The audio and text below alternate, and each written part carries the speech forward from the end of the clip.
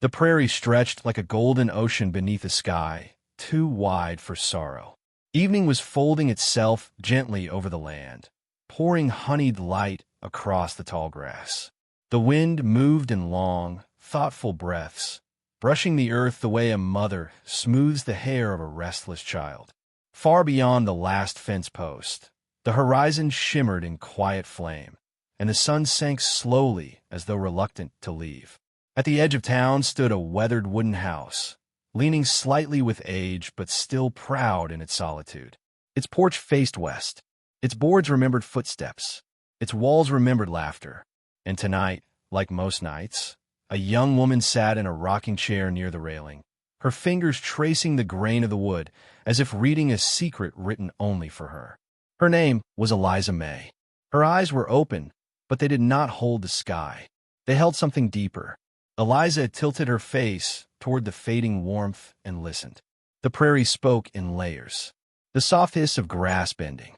The distant rattle of a loose shutter. A horse stamping somewhere beyond the creek. And beneath it all, the slow, faithful breathing of the earth itself. She could not see the world, but sometimes she felt it trembling. A lantern flickered behind her inside the house. The faint scent of stew drifted through the open window. Her father moved about the kitchen, each step deliberate, each motion careful. He had once been one of the strongest ranch hands in 3 counties. Now age softened his shoulders and bent his spine, but not his spirit. Eliza heard the slight drag in his right foot. It had grown worse these past months. "You're tired tonight, Papa," she said gently, her voice soft as dusk. He paused, smiled without meaning to. "I reckon you always know." She did not smile in reply. She simply nodded once, the way she did when something confirmed what she had already felt. Eliza had lost her sight at 9 years old. A fever that burned too hot. A doctor who came too late. By the time the illness passed, the light had gone with it. At first, the town wept for her. They brought pies and quilts. They shook their heads with pity. They spoke of tragedy and misfortune as though her life had ended before it had begun. But Eliza did not end. She changed.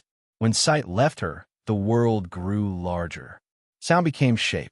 Breath became color. Silence became shadow. She learned the rhythm of footsteps the way others learned faces. She could tell who approached the porch before they spoke. Sheriff Dalton walked heavy and certain.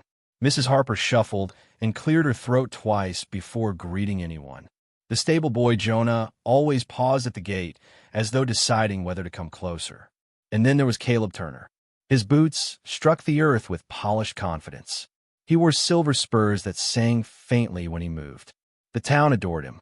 Tall, handsome, heir to the largest ranch on the outskirts. He had once visited Eliza often, drawn perhaps by curiosity more than affection. He had spoken sweetly at first. "You're remarkable, Eliza May. You're stronger than most. But sweetness has a scent when it turns." She had sensed it one late afternoon when he sat too straight in his chair and spoke too carefully. Pride hummed in him like a tightened wire. "Folks talk," he had murmured. She tilted her head. "Yes, they always do. It wouldn't be easy," he continued, his voice thinning at the edges. "No," she said softly. "It wouldn't." He had expected tears, or pleading, or anger. Instead, she simply folded her hands in her lap. "You're afraid of what they see when they look at me," she said gently. He did not answer. His boots shifted. The spurs chimed once.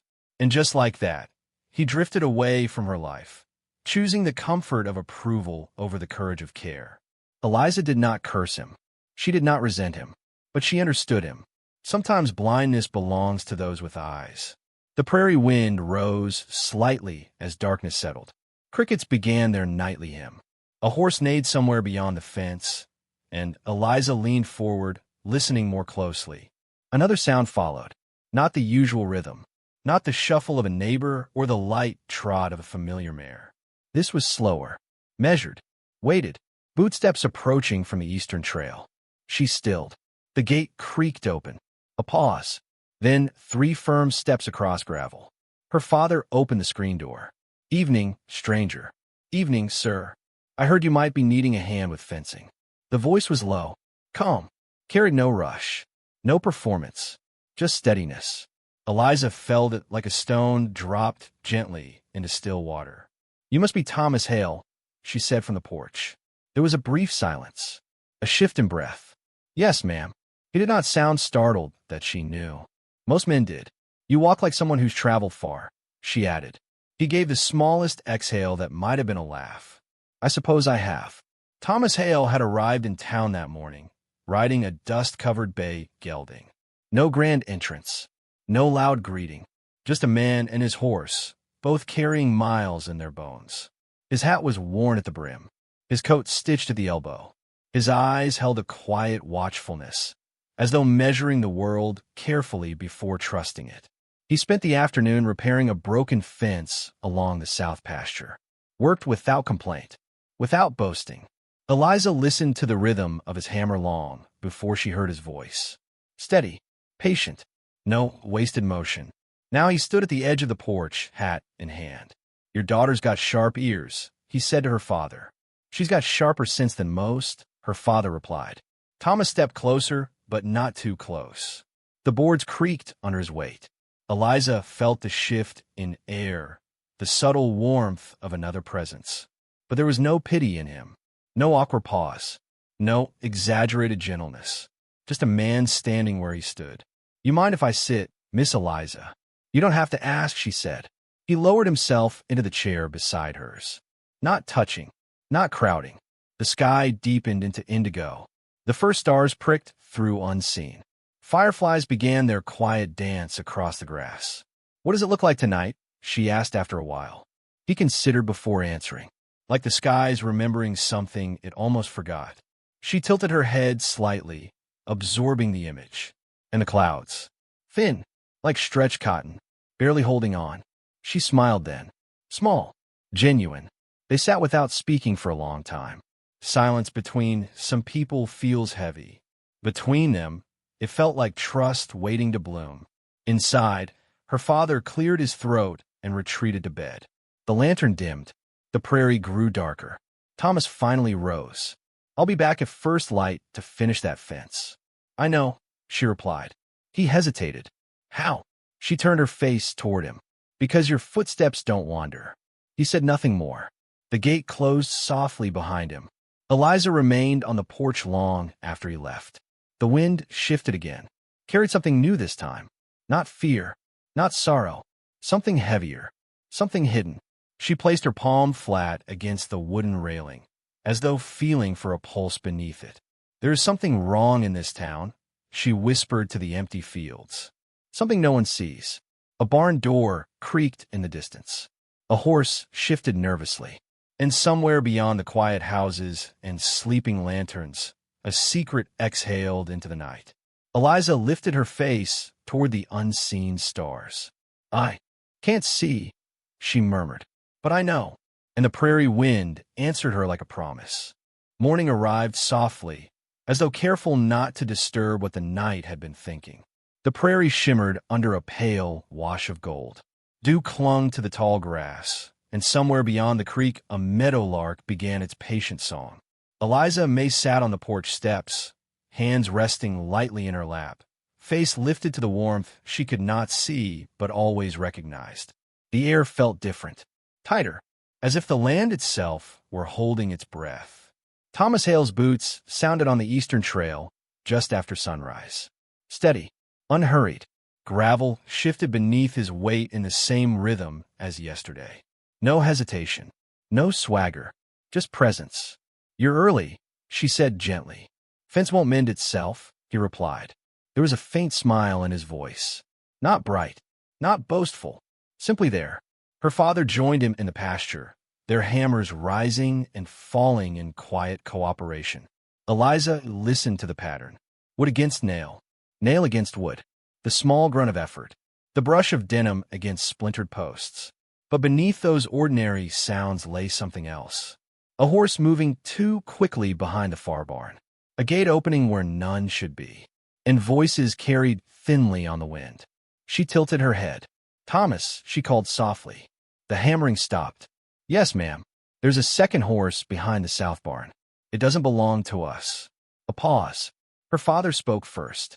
We ain't expecting company. Thomas wiped his hands on his trousers. I'll take a look. He walked with the same, even stride, but Eliza sensed the shift in him now. Alert, listening deeper. Moments later, the unfamiliar horse snorted. Leather creaked. A bridle jingled. Then a voice. Caleb Turner. Relax, he was saying. Just checking on the old man's fence line. The lies settled into the air like smoke. Eliza felt a coil. You don't usually check fences before breakfast, she said quietly when Thomas returned. He stopped just short of the porch steps. He had that horse tied near the back. Didn't knock. No, she replied. He didn't. Thomas hesitated before speaking again. You and him, you were close once. Close enough to know when someone's standing too still, she said. The wind lifted her hair slightly. She brushed it back with calm fingers. He's been circling this place more than usual. Thomas did not answer immediately. He didn't need to. Silence, when shared honestly, says more than words. That evening, as dusk draped itself over the fields once more, Eliza felt the unease return. It crept along the edges of sound. Horses shifting when they should be resting. A wagon while turning slowly somewhere beyond the ridge. Metal touching metal with careful restraint. She pressed her palm against the porch boards again. The earth felt restless. Inside, her father's breathing had grown shallower these past nights. Worry had begun to wear him thin. Bills unpaid. Cattle numbers not matching. Accounts that did not settle right. Thomas had stayed for supper that evening. He described the sunset again, this time slower. There's a streak of red cutting through the clouds, like a wound that hasn't decided whether to close. She absorbed the image, and the grass, moving all in one direction, like it knows something's coming. She nodded faintly. It does. He studied her face, though she could not see him do it. What do you hear, Eliza May? She turned her face slightly toward the barn. Fear in the walls.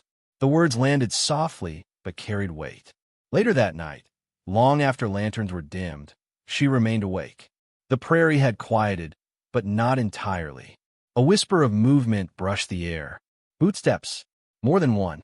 Not Thomas. Not her father. Different stride. Lighter. Nervous. Jonah. The stable boy's steps always carried hesitation. A half-step pause before each shift of weight. And with him, a heavier tread. Measured. Confident. Caleb. They stopped near the barn. Voices dropped low. She rose from her bed and moved carefully toward the open window, fingers trailing the wall she knew by memory. You sure she don't know nothing? Jonah whispered. She don't see nothing, Caleb answered sharply. The words hung in the dark. She don't see anyway. Jonah's breath trembled. What about her pa? Leave that to me. A coin clinked softly, metal on metal. The sound etched itself into her mind. Eliza stepped back from the window slowly. They think blindness makes me harmless, she whispered into the quiet room. The barn door creaked open. Hooves shuffled. A rope tightened. A steer protested briefly before being led away. Cattle moving at night. Not right. Not honest. The gate shut. Bootsteps retreated, but not before she heard it. The faint jingle of silver spurs. Distinct. Polished. Arrogant. Morning came heavy with clouds. Thomas noticed the missing steer before her father did. Fences intact, he muttered. No signs of breakage. Her father frowned deeply. Then how? Thomas's jaw tightened slightly. Inside the house, Eliza traced the rim of her teacup thoughtfully. 3 men walked past the porch later that day. She knew each by stride alone. Mrs. Harper shuffled first, her skirts brushing dirt. Sheriff Dalton followed, boots planted firm and deliberate. Behind them, Caleb, his pace unchanged, almost amused. Morning, Eliza. Mrs. Harper chirped too brightly. Morning. Sheriff Dalton cleared his throat.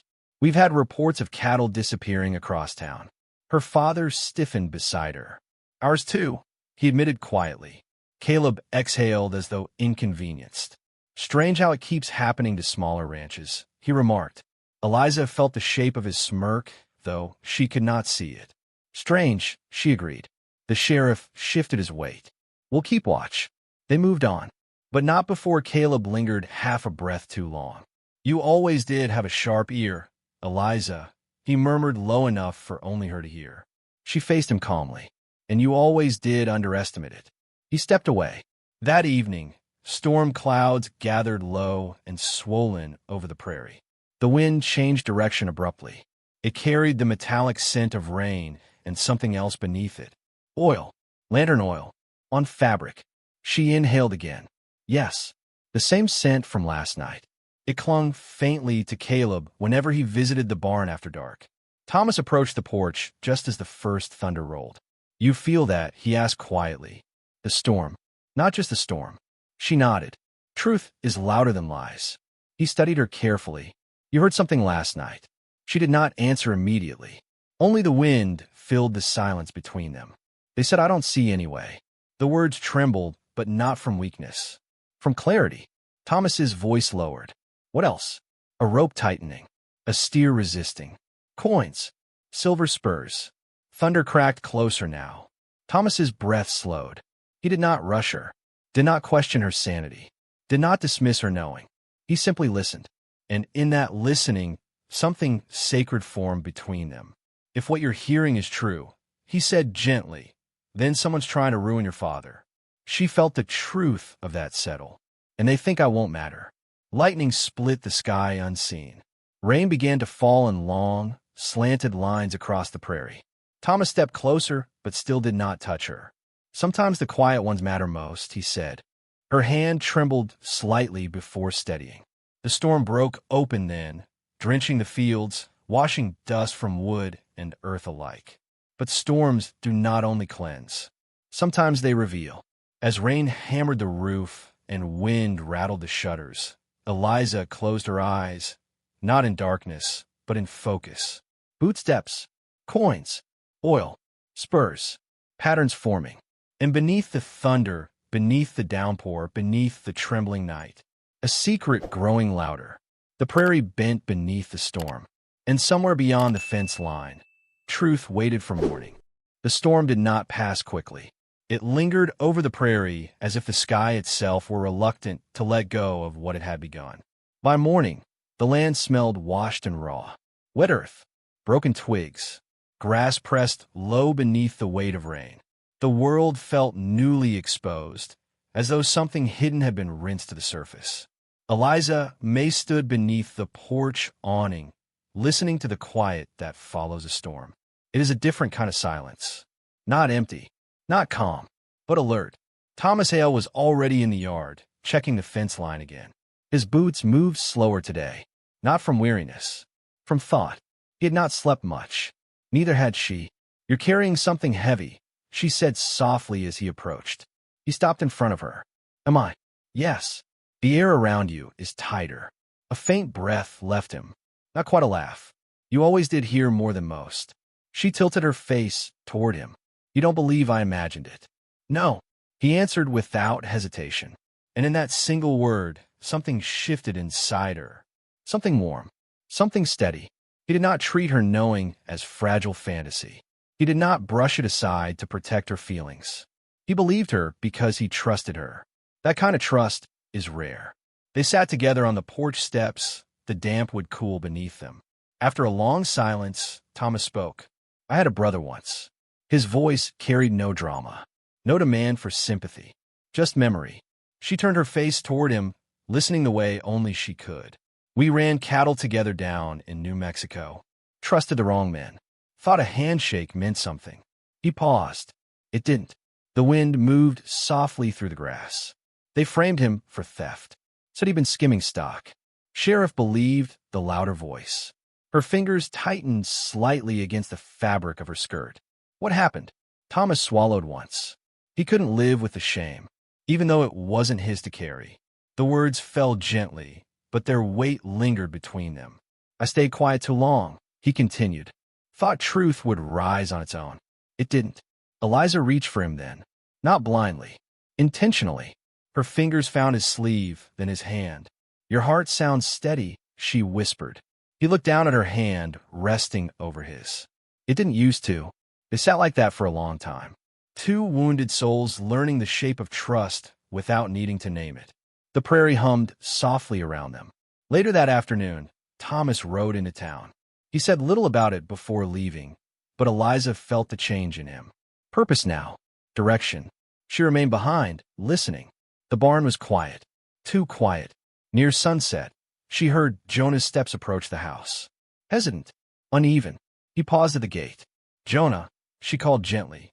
He startled. Gravel shifted beneath his boots. "Yes, Miss Eliza. You're afraid." A long silence. "I ain't done nothing wrong." "You're afraid anyway." His breathing grew shallow. She stood from the porch and walked slowly toward the yard, her hand trailing along the railing until she reached the steps. "Last night," she said softly, "you were near the barn." His boots scraped against dirt. I was just." You paused before opening the door. "You always do when you're unsure." Tears slipped into his voice. "I didn't mean for it to go this far." Her chest tightened. "Far how?" He did not answer. Instead, he ran. She heard it. The sudden turn. The desperate rhythm of boots fleeing. Fear leaves a distinct echo. That evening, Thomas returned with dust on his coat and something sharper in his eyes. "The accounts don't add up," he said quietly once her father had gone inside. Several ranchers missing stock. All smaller spreads. All near Caleb's grazing lines. She nodded. "He's been moving cattle through the East Trail." Thomas stopped mid-step. "How do you know that trail?" "Because it's the only one where the creek muffles hoofbeats." He stared at her. "You've been mapping this in your mind." She smiled faintly. "The world is not gone to me, Thomas. It's just arranged differently." He sat beside her again. "There's more," he said. She waited. "Caleb's been buying land quietly. Ranches that can't keep up with losses. Offering help, then offering purchase." Her breath slowed. "And Papa's ranch sits right between them." Yes, the truth settled fully now. A cattle theft ring. Organized. Quiet. Calculated. And her father was being positioned as the next failure. "They think blindness makes me invisible," she murmured.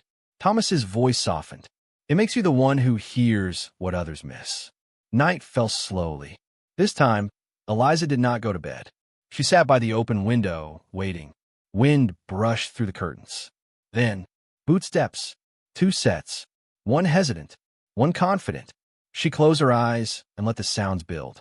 Rope dragging across wood. Metal latch lifted carefully. A steer shifting in protest. The faint splash of creek water swallowing hoofbeats. And there, the silver spur. Distinct. Unmistakable. She breathed deeply. Lantern oil again. Thicker tonight.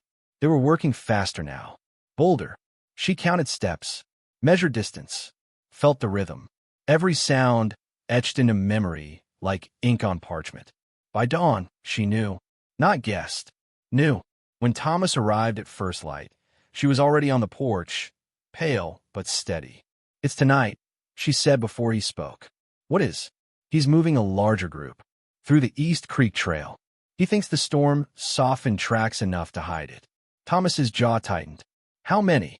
5. Maybe 6. One limped slightly. He stared at her, off flickering behind his restraint. "Eliza, Jonah will be with him. But he's breaking. He's scared." Thomas nodded slowly. "Then we don't confront Caleb alone." "No." Her voice was calm now. "Certain. We let him believe he's unseen." A plan formed between them without being fully spoken. Thomas rode into town again, this time to the sheriff. Sheriff Dalton was not a foolish man, just cautious. And cautious men need something firm to hold. Thomas did not accuse wildly. He spoke of patterns, of land purchases, of trails used only after rain, of Jonah's nervousness. And when the sheriff hesitated, Thomas said quietly, "The girl hears everything." Dalton frowned. "She's blind." Thomas met his gaze steadily. Exactly. That evening, as the sky bruised purple over the prairie, a stillness settled heavier than before. Eliza stood near the barn, her hand resting lightly against the wooden door. Thomas lingered in shadow nearby. Sheriff Dalton and 2 deputies waited beyond the creek, hidden.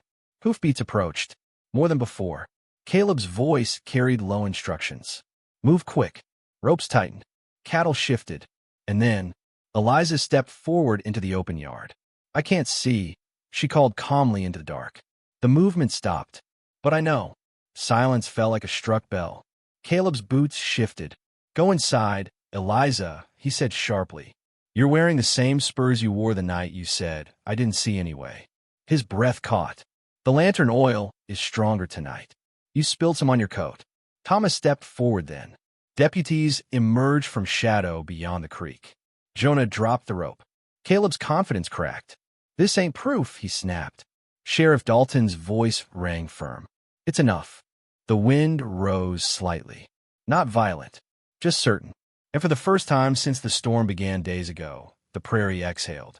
Truth had stepped into the open, but the final reckoning was still waiting. Because men like Caleb do not fall quietly, and neither does pride.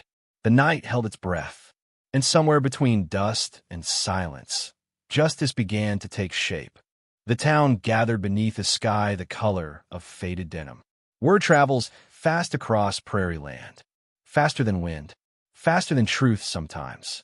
By mid-morning, nearly every rancher, shopkeeper, and hired hand stood outside the modest wooden town hall. Boots scuffed dust. Hats were removed. Voices murmured low, uncertain. Inside, Sheriff Dalton stood near the front table, jaw tight but steady. Thomas Hale remained near the back wall, quiet as ever, hat resting against his chest. And at the center of it all stood Eliza May. She wore a simple blue dress. Nothing dramatic, nothing defiant. Her hands rested loosely before her. Her chin lifted not in pride, but in calm knowing. Caleb Turner stood across the room, wrists bound loosely in front of him. He did not look broken. He looked irritated. This is foolishness, he muttered to anyone who would listen, basing accusations on the imagination of a blind girl. The words floated through the room like smoke. Eliza did not flinch. Sheriff Dalton cleared his throat. We've gathered to hear testimony regarding the missing cattle and suspected theft. Caleb scoffed softly. Thomas's gaze never left him. The room shifted. Boards creaked beneath weight. Someone coughed near the window. Outside, a horse stomped impatiently. Sheriff Dalton turned gently toward Eliza. Miss Eliza May, you may speak. The room fell still. Even the wind seemed to pause against the walls. Eliza stepped forward one slow pace. I cannot see your faces, she began softly. But I know this room. Her voice did not tremble. I know the way Sheriff Dalton clears his throat when he doubts something. I know Mrs. Harper taps her left shoe when she's nervous. I know the way Jonah breathes too quickly when he carries guilt. Jonah stood near the door, pale as unbaked bread. Caleb shifted. Eliza continued. The first night I heard it, there were two sets of boots near our barn. One hesitant, one confident. She turned slightly toward Caleb. Your boots strike the ground heel first. Heavy, certain, and your silver spurs sing even when you try to quiet them. A faint murmur rippled through the room. She went on. You tied your horse farther from the house than usual, as if distance could disguise intent. But leather creaks in familiar ways, and lantern oil carries a sharp scent when it spills. Caleb's jaw tightened. This is nonsense. Is it? Eliza asked gently. You said once that I don't see anyway. Silence deepened. But I hear rope drag across wood. I hear cattle move through the East Creek Trail when rain softens hoofbeats. I hear coins exchange hands in darkness. Jonah's breath hitched audibly. I heard you promise him protection. The room turned slowly toward the stable boy. Jonah swallowed. I didn't want. Caleb's voice cut sharp. Don't be a fool. But Jonah's fear had grown too large to hold. He lowered his head. He said no one would believe her. Said she was blind. The words broke open the room. A rancher near the front stepped forward. My herd's been short 6 head this month. Another voice followed. Mine too. Sheriff Dalton's expression hardened. Jonah continued, tears sliding freely now. He'd move them at night, through the creek, sell them under a different mark. Said small ranchers wouldn't survive the losses long enough to question it. All eyes shifted to Caleb. His confidence faltered at last. This is jealousy, he snapped. You'd all turn on me because I prosper. Sheriff Dalton stepped forward. Because you preyed on your neighbors. Caleb looked toward Eliza then, truly looked perhaps for the first time. How? He demanded bitterly. How could you possibly know? She faced him fully. Because you never realized I was listening. The words did not strike like thunder. They settled like truth. And truth, when steady, is more powerful than fury. Sheriff Dalton moved to stand beside Caleb. You'll answer formally before the judge in Carson County. But for now, you'll sit in my holding cell. The deputies stepped forward. Caleb did not resist. But as he passed Eliza, he hesitated. You think this makes you strong? She did not raise her voice. No, it makes me heard. The door shut behind him with a heavy wooden finality. And just like that, the room exhaled. Outside, sunlight broke through thinning clouds. The prairie looked no different than yesterday. But something had shifted. Mrs. Harper approached first. Child, she whispered, voice thick. We should have known. Eliza smiled faintly. Sometimes knowing requires listening. One by one, ranchers offered quiet apologies. Not dramatic, not grand, just simple acknowledgments that they had underestimated her. Sheriff Dalton removed his hat. Miss Eliza, you did this town a service. She shook her head gently. We did it together.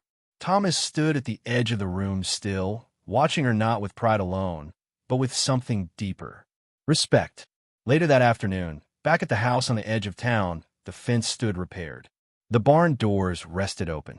The cattle grazed peacefully once more. Her father sat on the porch, hands folded loosely.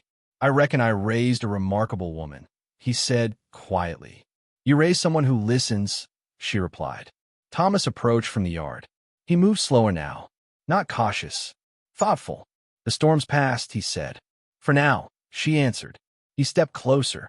Sheriff says Caleb won't see daylight for some time. She nodded faintly. The prairie will feel lighter. They stood in silence. Then Thomas spoke again. I was planning to ride north once the fence was done. Her fingers tightened slightly against the railing. Was. He exhaled softly. I've done enough running from places that matter. The wind brushed gently around them. Would you stay, she asked. Only if you'd like me to describe the sunrise again tomorrow. A small smile curved her lips. I already know what it looks like.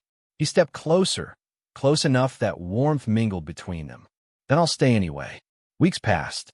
The ranch recovered. Neighbors offered fair trade. The town moved with quieter humility. Jonah worked honestly now, shadowed but wiser. And each morning, Thomas described the sunrise. Some days he painted it bright and gold. Some days he spoke of pale mist rising like prayer. But more often, he described how the light touched her face. She would listen with eyes closed, not in darkness, but in peace. Because she had never truly been blind, only different. And as seasons shifted gently over the prairie, love grew not in grand gestures, but in steady presence, in shared silence, in trust earned slowly. One evening, long after the town had forgiven itself, Eliza sat once more on the porch. The sky stretched wide and endless above her. The wind moved like memory across the fields, and she spoke softly, not just to Thomas beside her, but to every quiet soul who had ever been overlooked. Sometimes the world misjudges what it cannot understand. Sometimes it mistakes quiet for weakness. But those who listen deeply, those who trust their inner knowing, they often see what others miss. If this story found you tonight, if it settled somewhere warm in your chest, then let it remind you that your voice matters. Like this story, share it with someone who needs to hear it. Subscribe for more Wild West tales told softly beneath wide skies. And tell me, for where are you watching this prairie unfold? Because stories, like wind, travel farther than we think, and they always find the hearts meant to hold them.